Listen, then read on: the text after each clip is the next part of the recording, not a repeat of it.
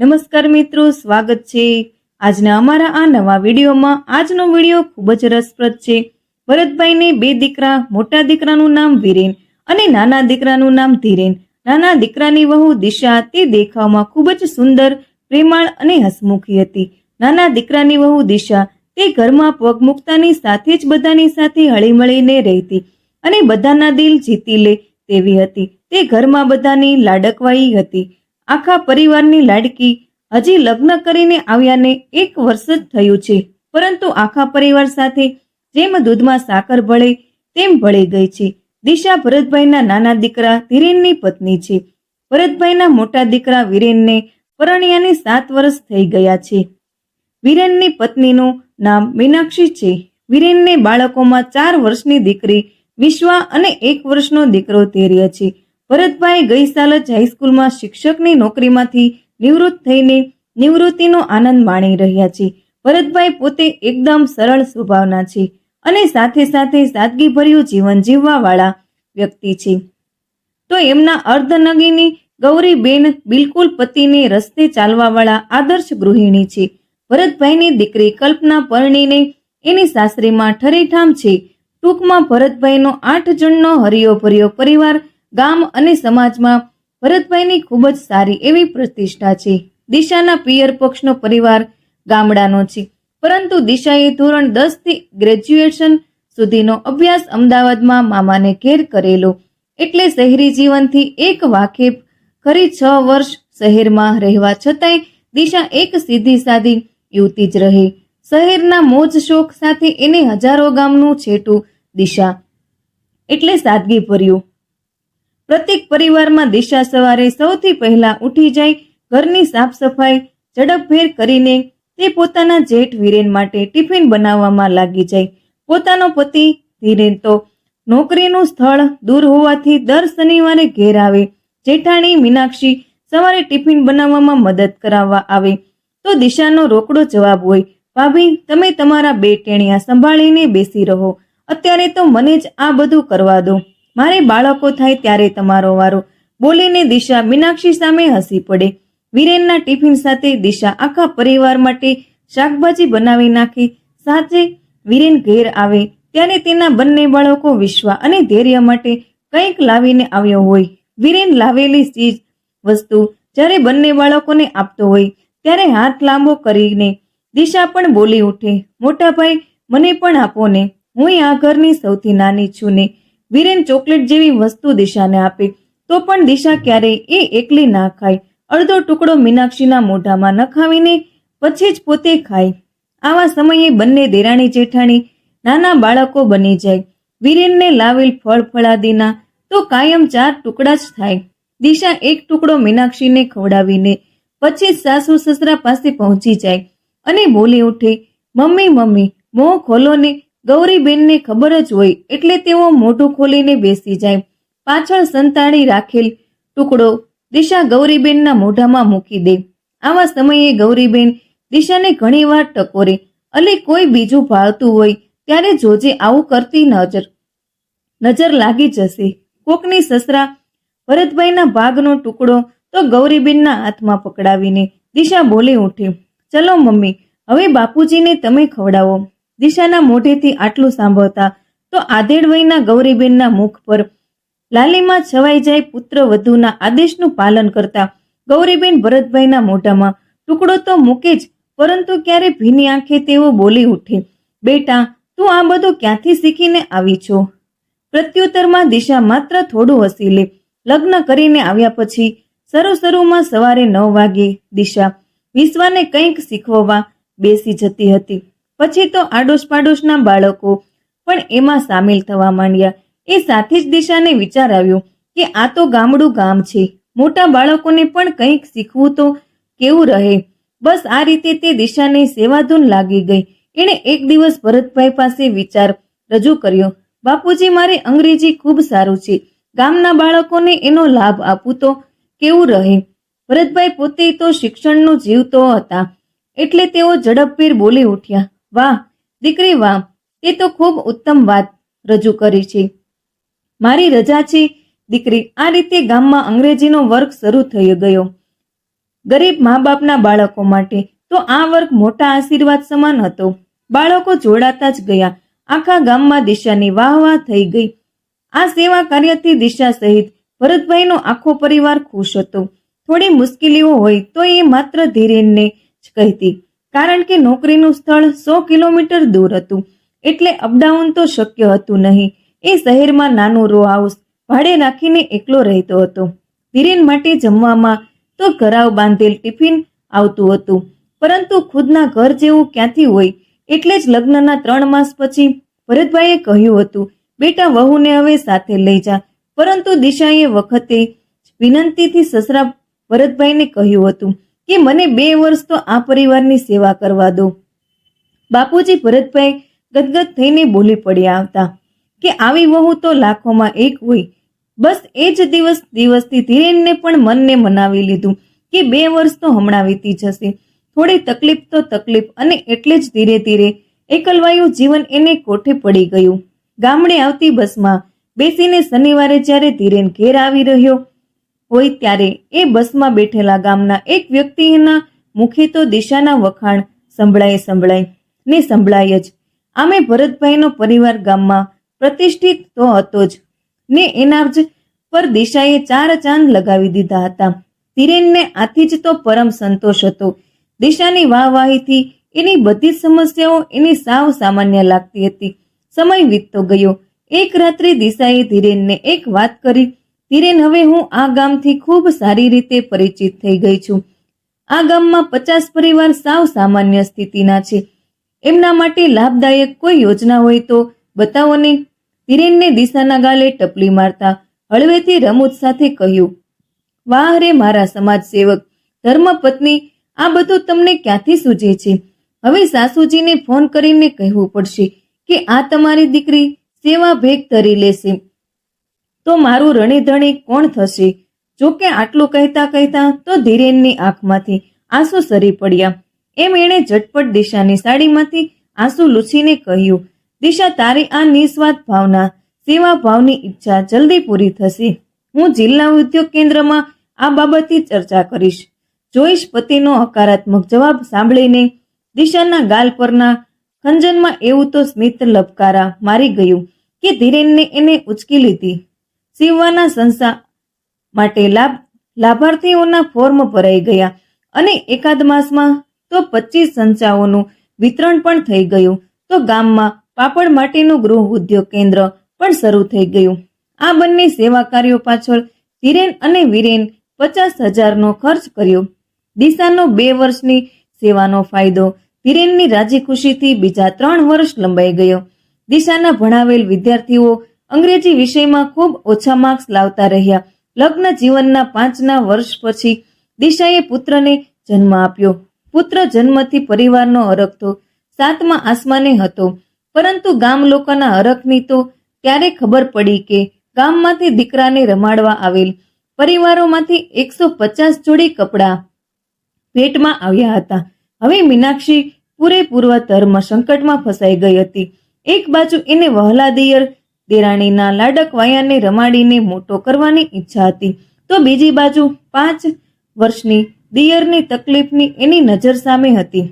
એણે સાસુ સસરાને કહ્યું, ધીરેનભાઈ 5 વર્ષથી એકલા રહીને તકલીફ વેઠી રહ્યા છે, એટલે દિશાને હવે આપણે એમની સાથે મૂકવી જોઈએ.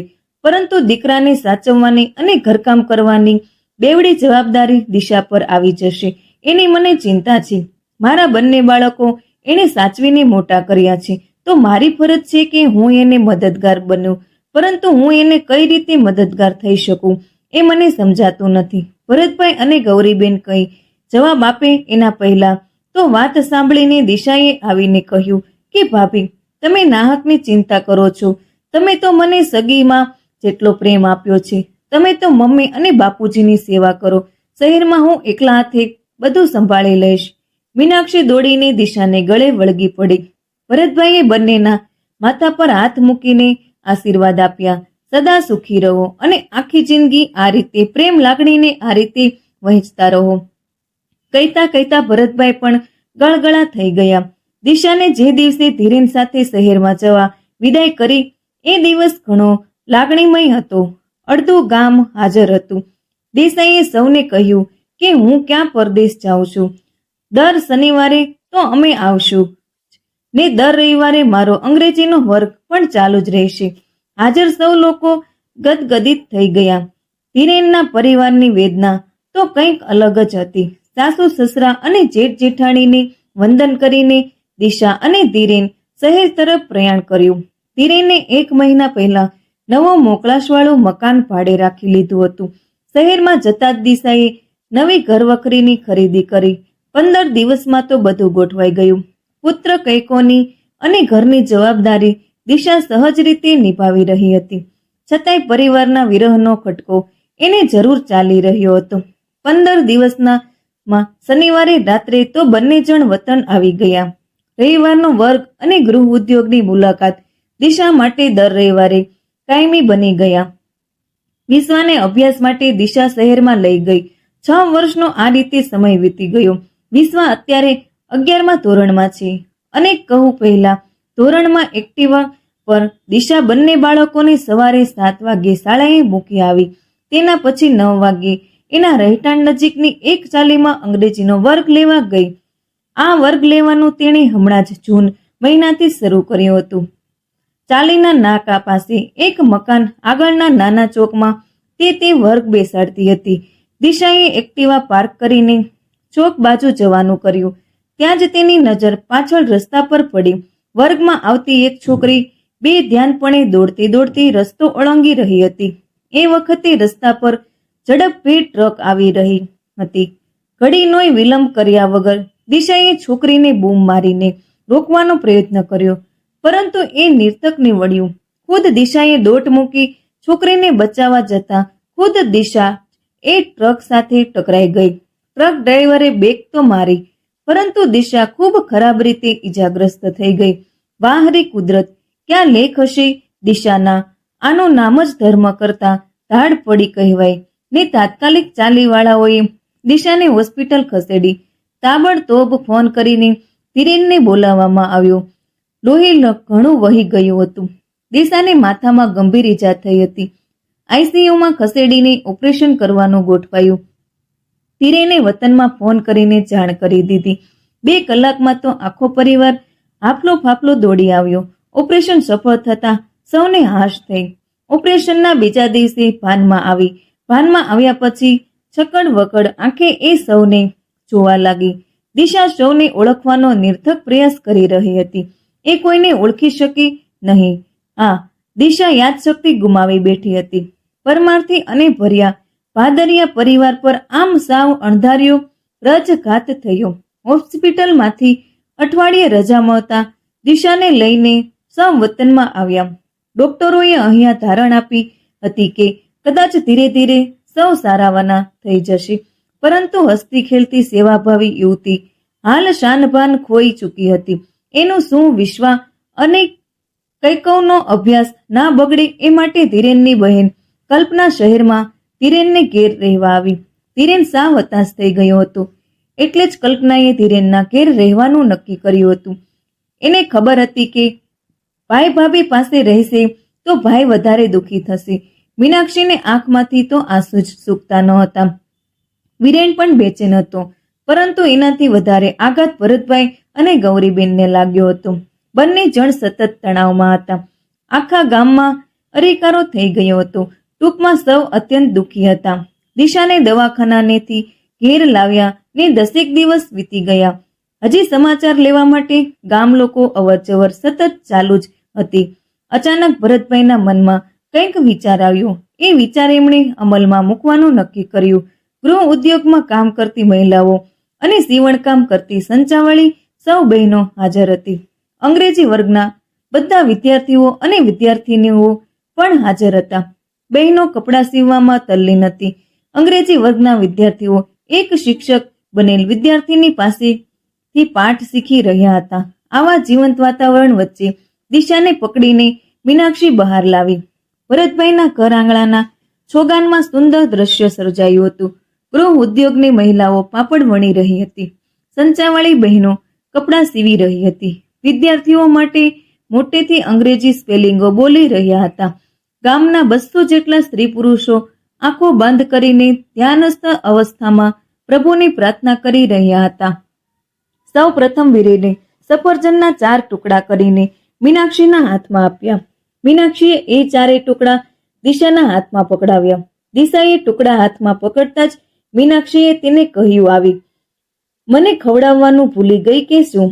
દિશા તો બેભાન ધ્યાન ઊભી જ રહી, પરંતુ મીનાક્ષીએ દિશા પાસેનો એક ટુકડો એના મોઢામાં નાખ્યો અને પછી મીનાક્ષી દિશાને ગૌરીબેન પાસે લઈ ગઈ અને બીજો ટુકડો દિશા દ્વારા જ ગૌરીબેનના મોઢામાં નાખ્યો. મીનાક્ષીએ દિશા પાસે રહેલ ત્રીજો ટુકડો ગૌરીબેનના હાથમાં મુકાવ્યો. ગૌરીબેને ટુકડો લઈને દિશા જુએ તેમ ભરતભાઈના મોઢામાં મૂક્યો.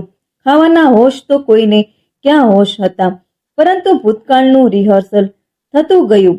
એના પછી દિશાને વારાફરતી સીવનાર અને પાપડ વણનાર મહિલાઓ અને વિદ્યાર્થીઓ પાસે લઈ જવામાં આવી. ચકળ વકળ આંખે દિશા બધું જોઈ રહી હતી. થોડા જ સમયમાં દિશાના ચહેરાના હાવભાવ બદલાવા લાગ્યા.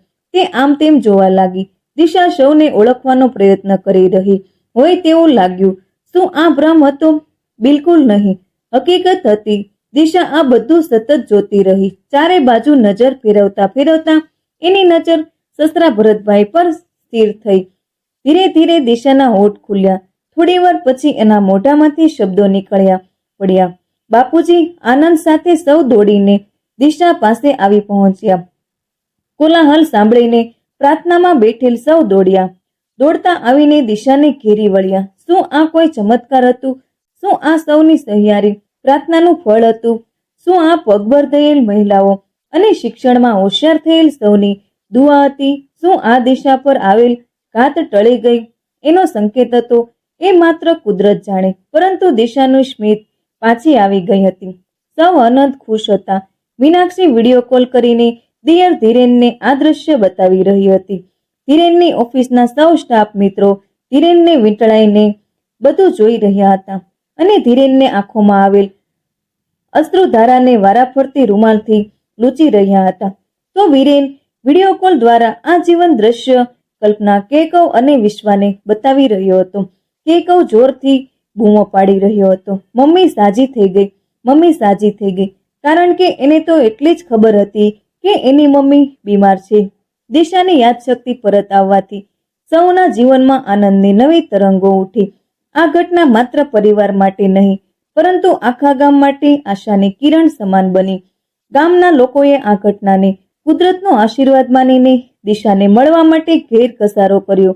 દિશાએ જ્યારે પોતાની સેવા દરમિયાન ગામ માટે કરેલા કામોને યાદ ફરી મેળવે ત્યારે એના ચહેરા પર આનંદ અને સંતોષ છલકાયો. એ ફરીથી પોતાના જીવનને પૂર્વતન ગતિથી આગળ વધારવા માટે આતુર થઈ. ગૌરીબેન અને ભરતભાઈએ દિશાને પિયર જેવા પ્રેમથી આશીર્વાદ આપ્યો અને કહ્યું, દિશા તો અમારા ઘરની દીકરી જેવી જ છે અને તારો પ્રેમ અને સેવા અમને ગૌરવનો અનુભવ કરાવે છે. વિશ્વા અને કૈકવ દિશાના ગળે મોટે મોટે અવાજે મમ્મી કહેતા ચંપી પડ્યા અને એના ચહેરા પરના ખંડન પરથી પુનર્જીવિત લાગ્યા. ધીરેન જે લાંબા સમયથી તકલીફમાં હતો, દિશાના સાજા થવાની નવો આત્મવિશ્વાસ અને આનંદ અનુભવતો જોવા મળ્યો. દિશાએ ધીરેનને ગળે લગાડતા કહ્યું, હવે બધું શરૂ કરીશું અને તું જે તકલીફ સહન કરી છે એના માટે હું તારી આભારી છું. મીનાક્ષી, ગૌરીબેન અને સમગ્ર પરિવાર માટે દિશા માત્ર વહુ નહીં, પણ એક એવા તત્વ તરીકે સાબિત થઈ જે પરિવારને એકતામાં બાંધી રાખે છે. દિશાએ ફરીથી ગામમાં પોતાના સેવા કાર્ય અને પરિવારને સમય આપવાનું નક્કી કર્યું. આ ઘટના દ્વારા દિશા અને આખા પરિવારનું જીવન ફરીથી ગતિમાં આવ્યું. તો મિત્રો, તમને અમારો આજનો વિડીયો કેવો લાગ્યો તે કમેન્ટ બોક્સમાં જરૂરથી જણાવજો અને અમારા આવા જ અવનવા વિડીયો જોવા માટે ચેનલને લાઇક, શેર અને સબસ્ક્રાઇબ જરૂરથી કરી દેજો, જેથી કરીને તમને અમારા નવા વિડીયોની નોટિફિકેશન મળતી રહે.